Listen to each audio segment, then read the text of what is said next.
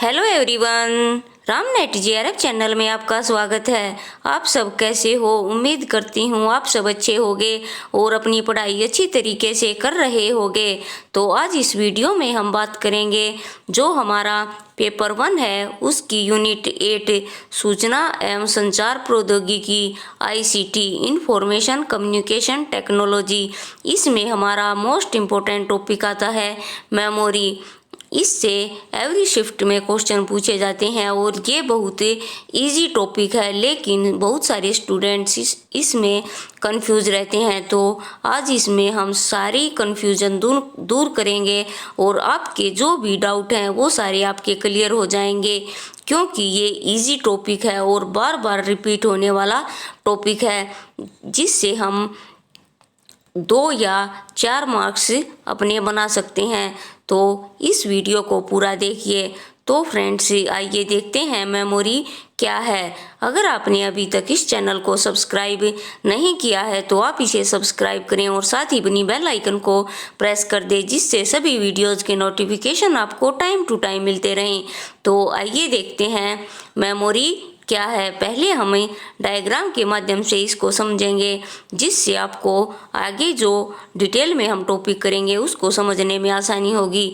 तो सबसे पहले आता है मेमोरी। मेमोरी के 2 पार्ट होते हैं, प्राइमरी मेमोरी और सेकेंडरी मेमोरी, जिसे प्राथमिक मेमोरी और द्वितीयक मेमोरी कहा जाता है। अब इसी के पार्ट हैं प्राइमरी मेमोरी के नॉन वोलेटाइल कैश मेमोरी और वोलेटाइल मेमोरी, जिसमें नॉन वोलेटाइल होता है रोम रीड ओनली मेमोरी और वोलेटाइल मेमोरी होती है रैम रैंडम एक्सेस मेमोरी। और इनके भी पार्ट दिए गए हैं। रोम के पी रोम यानी प्रोग्रामेबल रीड ओनली मेमोरी और इरेजेबल रीड ओनली मेमोरी, और तीसरा है EEPROM electrical erasable programmable read only memory. तो ये भी हमें ध्यान रखने हैं कि ये रोम के ही पार्ट हैं और रोम हमारी क्या है, नॉन वोलेटाइल मेमोरी। अब बात करते हैं कैश का कोई भी पार्ट नहीं है। अब वोलेटाइल मेमोरी, इसमें आती है रैम यानी रैंडम एक्सेस मेमोरी। इसकी फुल फॉर्म भी हमें याद रखनी है, कई बार एग्जामिनर इस तरह के भी क्वेश्चन पूछ लेता है। तो रैम के 2 टाइप हैं, डायनामिक रैम और स्टैटिक रैम। तो जो ये रैम और रोम है, हमें ध्यान रखना है कि ये प्राइमरी मेमोरी के अंदर आते हैं। दूसरा है हमारा सेकेंडरी मेमोरी। सेकेंडरी मेमोरी वो मेमोरी होती है जिसमें हम कुछ भी डाटा स्टोर करके रखते हैं। तो इसके पार्ट देखते हैं या इसके एग्जाम्पल देखते हैं। Floppy disk, hard disk, magnetic tape, CD रोम, DVD और पेन ड्राइव, ये सभी सेकेंडरी मेमोरी के टाइप हैं।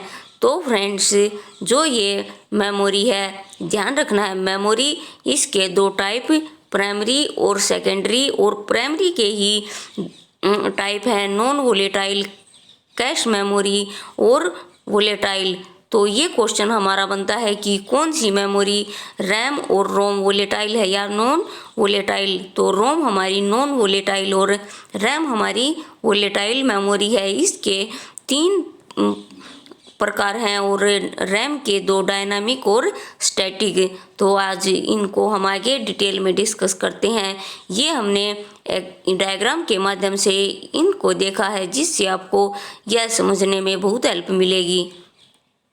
आगे देखते हैं।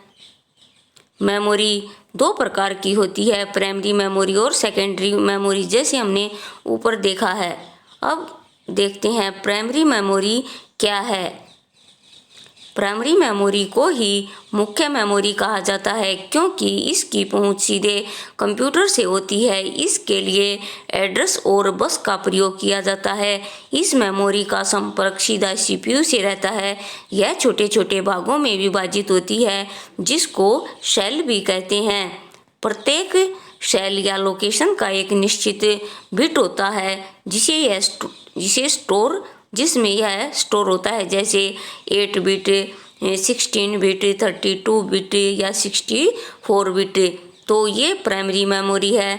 प्राइमरी मेमोरी को ही मेन मेमोरी कहा जाता है और यह सीधे कंप्यूटर से कनेक्ट होती है।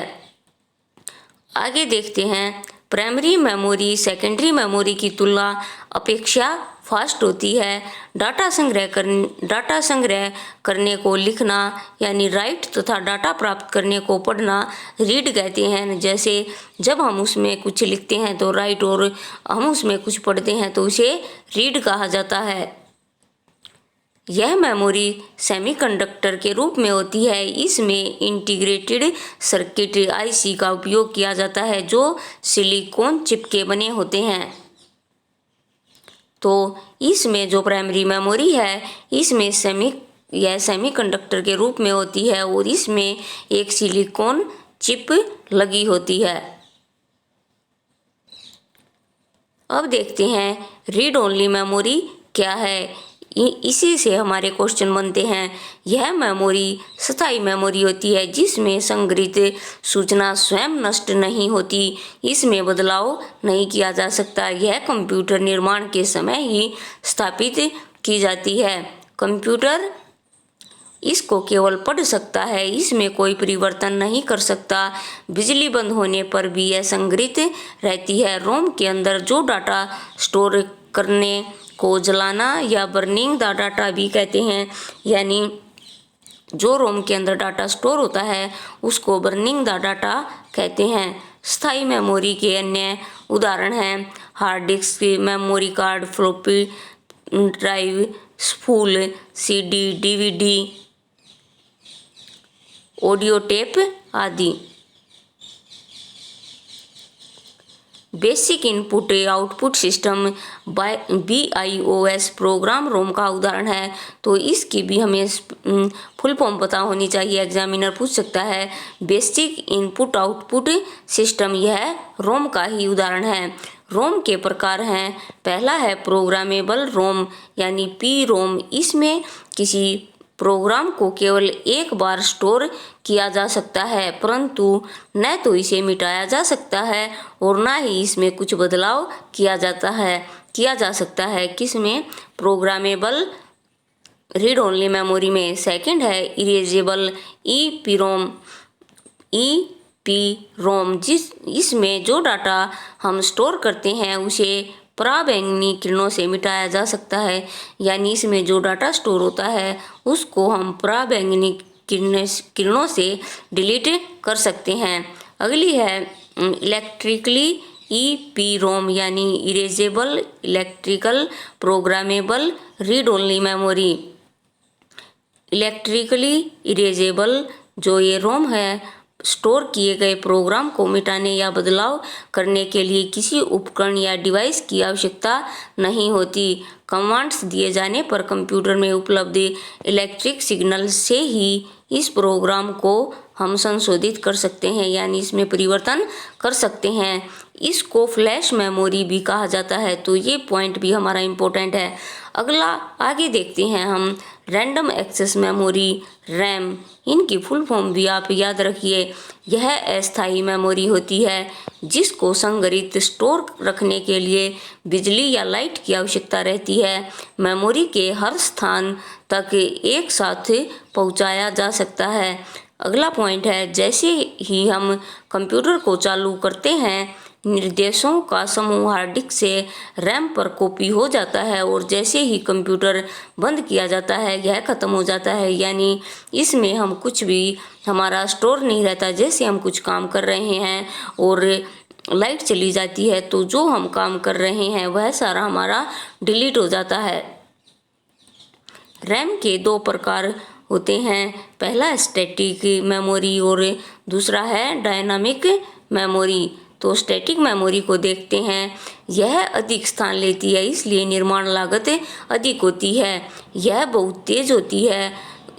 आगे है, इसको रिफ्रेश भी करना पड़ता है, किसको? स्टैटिक मेमोरी को, और यह लंबे टाइम तक रहती है। तो स्टैटिक जो मेमोरी होती है वह अधिक स्पेस लेती है और इसको बनाने में जो खर्चा आता है उसकी जो लागत होती है वो भी ज़्यादा होती है, लेकिन यह बहुत फास्ट होती है और इसको बार बार हमें रिफ्रेश करना पड़ता है और यह लॉन्ग टाइम तक रहती है। दूसरा हमारा जो टाइप है डायनामिक मेमोरी, यह लंबे टाइम के लिए नहीं होती, यह आकार में छोटी होती है, इसको बार बार रिफ्रेश करना पड़ता है। तो जो डायनामिक मेमोरी है यह लंबे टाइम के लिए नहीं होती और ये जो स्टैटिक है उसके तुलना में आकार में छोटी होती है, इसको भी बार बार रिफ्रेश करना पड़ता है। अगला जो हमारा मेन पॉइंट है कैश मेमोरी। मेमोरी से डाटा प्राप्त करने की गति से काफ़ी धीमी होती है। इस अवरोध को रोकने के लिए प्राइमरी मेमोरी और सीपीयू के बीच बहुत तीव्र समवर्ती यानी मेमोरी, जिसको कैश मेमोरी कहा जाता है। तो ये भी आप ध्यान रखें कि कैश मेमोरी क्या होती है। इसमें बार बार उपयोग में होने वाले डेटा को संग्रहित किया जाता है। यह गतिशील मेमोरी है जो रैम की तरह है। अंतर केवल इतना है कि कैश मेमोरी सर्वर में स्टोर होती है जबकि रैम को कंप्यूटर सिस्टम में स्टोर किया जाता है। तो ये हमें याद रखना है कि जो कैश मेमोरी है वो सर्वर में स्टोर होती है जबकि रैम कंप्यूटर सिस्टम में स्टोर होती है। कैश मेमोरी का यूज हाल ही में देखे गए वेब पेजों को याद रखने के लिए किया जाता है। तो यहाँ तक हमने कैश मेमोरी को कंप्लीट किया। अब हम देखेंगे जो रैम और रोम है इसमें अंतर। ये आप अंतर देख लेते हो और आप इन जो पॉइंट मैंने लिखे हैं आप इनको ध्यान से सुनिए और या अपनी नोटबुक में लिख लें, जिससे आपको रैम और रोम में जो अंतर है वो समझ में आएगा और इससे आपका क्वेश्चन एक भी गलत नहीं होगा। तो आइए देखते हैं रैम और रोम में क्या अंतर है। पहले रैंडम एक्सेस मेमोरी, इसकी फुल फॉर्म है रीड ओनली मेमोरी। दूसरा पॉइंट है टेम्परेरी मेमोरी यानी अस्थायी मेमोरी, और ये होती है हमारी परमानेंट मेमोरी, स्थायी मेमोरी। तो ये याद रखना है कि रैम हमारी टेम्परेरी मेमोरी और रोम हमारी परमानेंट मेमोरी। अगला पॉइंट है ये वोलेटाइल मेमोरी है और ये नॉन वोलेटाइल मेमोरी है। ये पॉइंट मैंने मेन लिखे हैं जो आपको याद रखने हैं।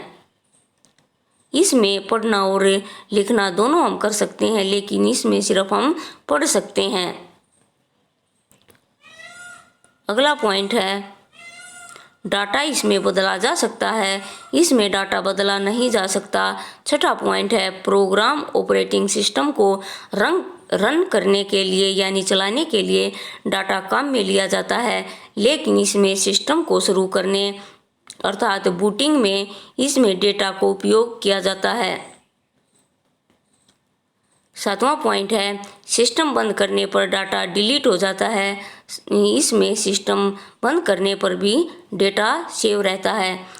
अगला पॉइंट है इसका साइज कम होता है और इसका साइज बहुत अधिक हो सकता है, यानी हम इसको कितनी भी बढ़ा सकते हैं। टाइप यह स्टैटिक मेमोरी और ये है डायनामिक मेमोरी। टाइप इसके देखते हैं, इसका P ROM, E P ROM, E P ROM. तो ये भी पॉइंट हमें याद रखने हैं। तो फ्रेंड्स आज हमने जो हमारा टॉपिक है मेमोरी, इसको बहुत अच्छे से कवर कर लिया है। अगर आपको एक बार में ही समझ नहीं आता तो आप 2-3 बार वीडियो को देखें, जिससे आपको मेमोरी का जो टॉपिक है वो बिल्कुल क्लियर हो जाएगा और एग्ज़ाम में इससे आपका जो क्वेश्चन बनेगा वो आपका रॉन्ग नहीं होगा। तो फ्रेंड्स यह वीडियो आपको कैसी लगी मुझे कमेंट बॉक्स में कमेंट करके ज़रूर बताएं। तो फ्रेंड्स इस वीडियो को लाइक करें, चैनल को सब्सक्राइब करें और इसे ज़्यादा से ज़्यादा शेयर करें। जो भी स्टूडेंट्स हिंदी मीडियम से पेपर 1 की तैयारी कर रहे हैं सभी को इन वीडियोज़ का लाभ पहुँचे।